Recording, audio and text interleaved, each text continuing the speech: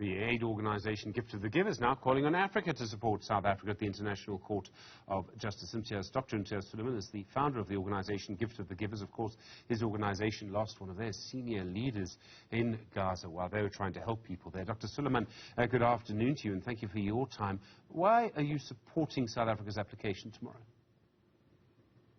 Good afternoon, Stephen. This is a just cause. We've seen the mayhem, the genocide, the ethnic cleansing, and my staff are witnesses to what has happened inside Gaza.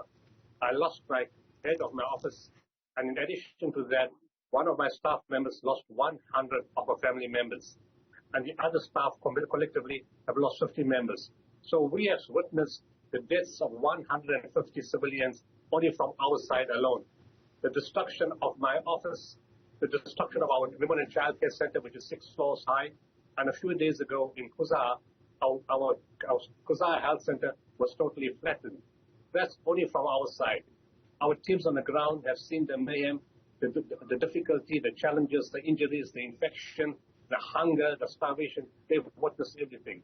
And this is human suffering at an unprecedented scale. The United Nations couldn't stop it. You know, it was vetoed by America. Then they took another decision. 13 people supported it. America vetoed it again. The only option then to the world and to Palestine was the International Court of Justice. And South Africa taking the lead, we had to support that. In fact, any country that took the lead to put an end to this genocide, we had to support it. I mean, I know you're a medical doctor, but I mean, do you believe we have a strong legal argument on the facts of what's happened? I mean, it would seem that South Africa would have a strong case here. I know that some international lawyers will disagree on this.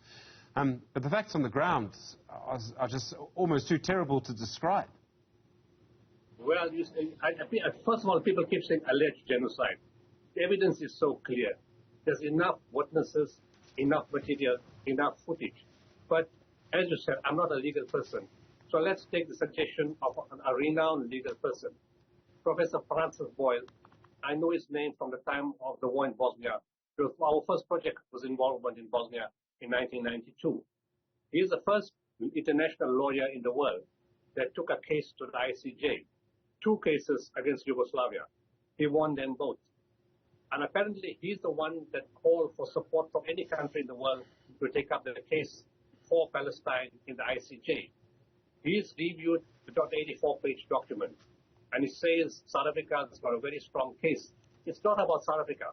It's about the Palestinian people. It's a very strong case presented by South Africa on behalf of the Palestinian people to bring an end to well, we're not sure they can bring an end, but they can have a successful outcome in the court, in the ICJ. What happens after that, whether Israel abides by that or not, is a different matter altogether. But in terms of the merits of the case, many lawyers and legal people across the world have said that South Africa has got a very strong case. As you say, the head of your office was killed there. Do you believe that aid workers have been targeted deliberately in Gaza? Yes, most certainly. You know, they've got a list of all the academic individuals, you know, the institutional knowledge that has been gained for years inside Gaza.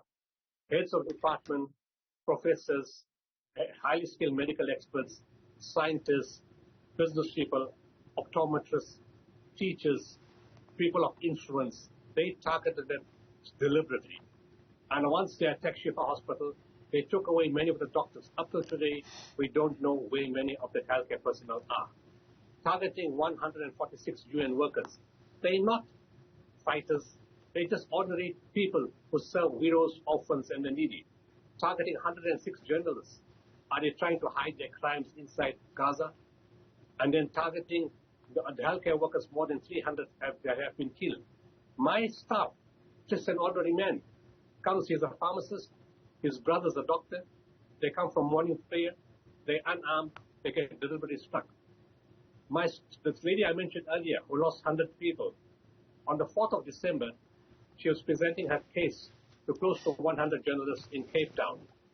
2 days later, it's almost just too much of a coincidence. Her stepfather walks out of the building, an old man and a sniper kills him.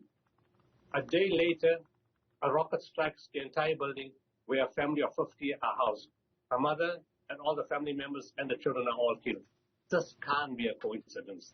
This is deliberate targeting. of individuals who can carry weight, who can support and help people recover. You can have all the hospitals in the world, but if you don't have medical personnel to run the hospitals, it's totally useless. Dr. Imtiaz Sooliman, thank you very much indeed. Founder of the organization Gift of the Givers.